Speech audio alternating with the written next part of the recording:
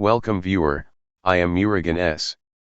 This video tutorial describes, Windows 11 command prompt opens in wrong directory, fix it fast.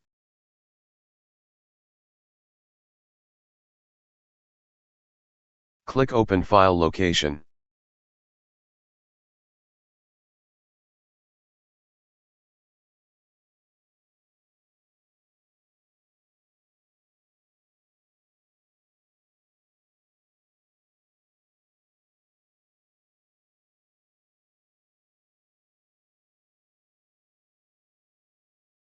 Change Start in Directory.